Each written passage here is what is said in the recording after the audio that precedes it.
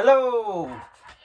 This shall be my complete Star Wars collection as of April 15th. I actually couldn't remember the day, I had to just look. But anyway, this will be going over absolutely everything Star Wars that I own.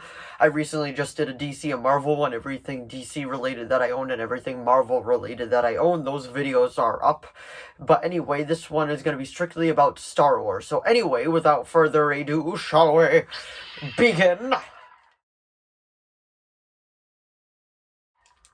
So, the first place that we'll go is over here, because this is where I keep all of my, Star Wars movies. This, well, the first thing we can go over with is this lightsaber I got for Christmas quite a while back. It's pretty much just a, Darth Vader lightsaber, just like this, and you just go...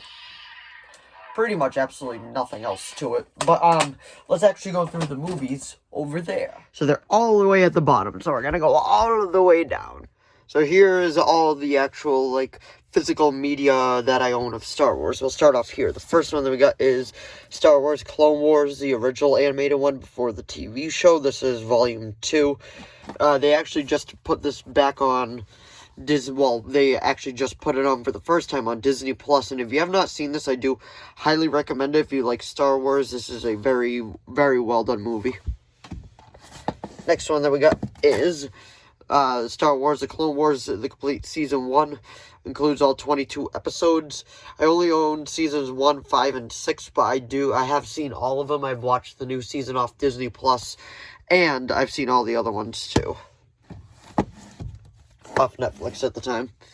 And then, like I said, I got Season 5 on Blu-ray. I bought it used a while back. It was only, I want to say it was, maybe $12. It wasn't bad whatsoever. And then at the time, it was called The Lost Missions because it was pretty much an abandoned Season 6 because they decided not to finish it, so they just released what we actually had. Then I got this from a friend that is pretty much Star Wars: The Padawan Menace. Next one that we got is Star Wars: The Complete Saga. This is episodes 1 through 6 on Blu-ray. I was very happy to finally own this. I believe I did do an unboxing video for it. If I didn't, I'll definitely do one just to show what it's like. But anyway, that was Star Wars: The Complete Saga. Then here's a underrated Star Wars show, which I think is pretty good, and that is Star Wars Rebels. There's the first season. This is probably the most PG season, and then after that, we've got a tad bit darker Star Wars Rebels Season 2, which brought in James Earl Jones as Darth Vader, well, more heavy presence, because I believe he was in the first one, but not super long. I believe Oscar Isaac voiced the Inquisitor in Season 1, and this season brought back Maul, voiced by Sam Witwer. You might also know him as the voice of Palpatine in select episodes of The Clone Wars when Tim Curry wasn't doing it for the final season.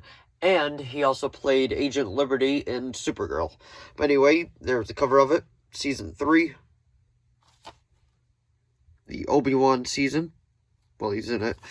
Now, this is the only season I haven't gotten around watching to yet, but I do own it. And this is before, I got Disney Plus and all that, and that is Star Wars Rebels, the complete 4th season, and the final season as well. Pretty much their final attack against Thrawn, their final confrontation. But yeah, I do highly recommend it. Next one that we got is Rogue One. This was a surprise hit Disney Star Wars movie. It was much better than what I was expecting. It actually really ties everything together pretty well. If I ever do a marathon, I'd probably add this part of it because I feel like this was actually extremely well done, and it's one of the better Star Wars Disney ones. This one I kind of want to rewatch because I've only seen it once. That was when it was in theaters, and I remember reading mixed things about it, but I honestly don't remember how I feel about it. I only remember the beginning, and then they showed what the Kessel Run was, I believe. But anyway, it has Woody Harrelson in it and Paul Bettany. Paul Bettany plays the villain, I believe. So anyway, there's the cover of it. There's the back. Let me know what you thought of this Star Wars movie down in the comments below. Next one that we got is Star Wars The Force Awakens. This was another surprise hit. I actually did really enjoy this one from Disney. Biggest gripe with it is, Mark Hamill's second build, and he doesn't even have any words of dialogue in it. Then here's the famous The Last Jedi.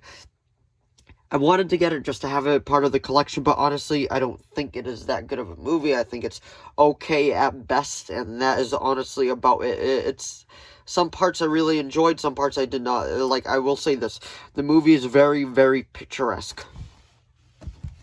And this one is kind of a guilty pleasure, Star Wars, The Rise of Skywalker. This was pretty much course correction in the film. I don't think it's terrible, but I do know it's not great. There's a lot of plot holes in it, a lot of plot holes. One of the biggest plot holes is, how did Sidious come back? And they pretty much just said, well, the path of the dark side is, like, it fills with like, it's an actual quote from it, but, like, some would find unnatural or something like that. I can't remember off the top of my head, but that's actually some pretty cool artwork on the back. The thing I did like about the spoiler warning is I did like how they actually ended Kylo's arc. I don't know about the kiss. I feel like that was just fan service, but I did like how they ended his arc and the other things that they did with him in it. It's just like, it was okay. It had some, like, John Williams did some awesome scores in this. To have him cameo was actually super, super cool as well. But honestly, this is probably my second favorite out of the Disney era trilogy. I would probably go Force Awakens, The Rise of Skywalker, and The Last Jedi. So that is everything for this area. So now we're going to go through some pop figures that I have. First, the one that we got is right up there. He is a Sand Trooper. This one is actually out of print now, so I was very happy to pick him up. Next one that we got is K2SO from Star Wars Rogue One. Underneath it, we got a gold Kylo Ren. I got that as a Christmas gift from a friend. Then we got Supreme Leader Kylo Ren from Star Wars The Rise of Skywalker. Such an underutilized potential in Snoke. I got his pop Supreme Leader Snoke. After that, we got Darth Vader from Rogue One. That's a pretty cool one. I really do like that one. Kylo Ren from, I believe, The Force Awakens.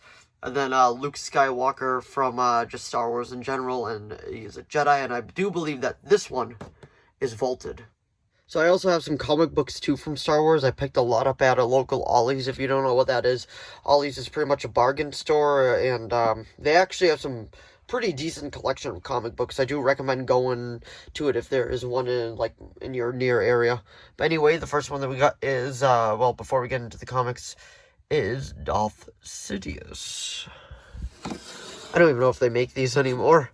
But anyway, let's actually get into the comics, shall we? First one that we got is, please bear with me for a second, is Darth Vader Volume 1 Imperial Marching. I believe that's called. Machine. And then we got Star Wars Vader Down, which I got from Ollie's. Star Wars Mace Windu Jedi of the Republic. Huge Samuel Jackson fan, so therefore I kind of became a big Mace Windu fan, and to have him have his own comic is pretty cool.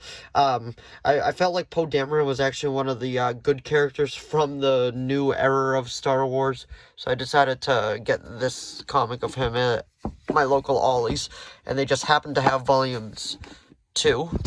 I'll just put that down there for now. And 3. Then we got Star Wars Skywalker Strike. This is volume 1. Got it for $3 from my local Ollie's, so you can see the good kind of sales that they have. And then I got this Star Wars Epic Collection, The New Republic. It was only $6 from Ollie's. Like, you can't go wrong with that. Then after that, we got Star Wars General Grievous. This is when Dark Horse was printing the Star Wars comics, so this one's a bit older. Then we got classic Star Wars, The Empire Strikes Back. In my opinion, the best Star Wars movie, so I had to get the novelization of it. At the time, it was by Dark Horse. And then last but certainly not least for comic-wise is Star Wars Honor and Duty, which also was by Dark Horse. So I do have a couple Marvel and Dark Horse ones as well. But let me move this back up here, then we're going to move down here, because I got a couple Star Wars novels too from the Legends and the Disney era. I started this one, I have not finished it yet, but it is great. That is Star Wars Revan. After that is Darth Bane, Path of Destruction. I've read all of Darth Plagueis. This is a great book. I highly recommend it. And after that, we've got Star Wars Maul Lockdown. I heard it's a good, sequel kind of to Darth Plagueis. Star Wars Labyrinth of Evil, which was originally supposed to take place between episodes 2 and 3. It even says that right there. After that, we got Kenobi, because, you can't go wrong with Obi-Wan Kenobi. Hello there. Next thing that we got is The Force Unleashed, based off of the video game. I've not played it yet, but I do own it. Then we got Star Wars Heir to the Empire by Timothy Zahn. This is the Thrawn Trilogy, Book 1, as it says there. Then we got Star Wars novelizations of the trilogy. It was just Star Wars, Empire Strikes Back, and Return of the Jedi, because before it was called before it was called A New Hope, it was originally just called Star Wars. Next one that we got is Star Wars Thrawn by Timothy Zahn. I've heard very good things about this one. Star Wars Aftermath. I've heard very mixed things about this one. It is part of a trilogy. I don't own the other ones. Next one that we got is Star Wars Thrawn Alliances by Timothy Zahn. I've heard good things about this one. I've just heard bad things about the third one. Let me know if you've read the trilogy, or like the newer Thrawn books. Let me know what you thought of them down in the comments below. Next one that we got is Star Wars Lost Stars by Claudia Gray. I've heard absolutely great things about this one. I gotta jump into this one, and I honestly have absolutely no idea where it takes place in the timeline. So after that, we got Ahsoka from Star Wars, which is just this is a great book. It fills in a lot of gaps and all that, and I think it's one of the better ones, and I do highly recommend this if you're an Ahsoka fan. So that is Ahsoka. Also, her appearance in The Mandalorian was awesome. It was one of the best Star Wars moments, in my opinion. Then we got Star Wars Before the Awakening. I found this at a dollar store for $1, so I decided to pick it up. I was like, you know what? Why not? Star Wars related. Who doesn't like Star Wars? So that is my complete book collection down here as well. So I also have 2 hardcovers up here. I got Star Wars Volume 2. Yeah, I kind of have to bend these to get them fully out. And then I got Star Wars Kanan, the complete series, or Volume 1, I honestly can't remember. But anyway, that is what it looks like, and that's what I own for hardcover. So if you enjoyed this video, please give it a like and a subscribe so I know to keep making more of these. If you have any video requests, please put them down in the comments below. I will do my best to reply. Let me know what your favorite Star Wars movie is down in the comments below, and let me know what your favorite animated show is from Star Wars down in the comments below. And if you've been keeping up with any Star Wars, like comic books and all that, and like novels, let me know what you're reading and how it is down in the comments below. And they just released a poster for The Bad Batch 2, which I am looking forward to. So anyway, thanks for watching as always, and I will see all of you in the next video. Bye!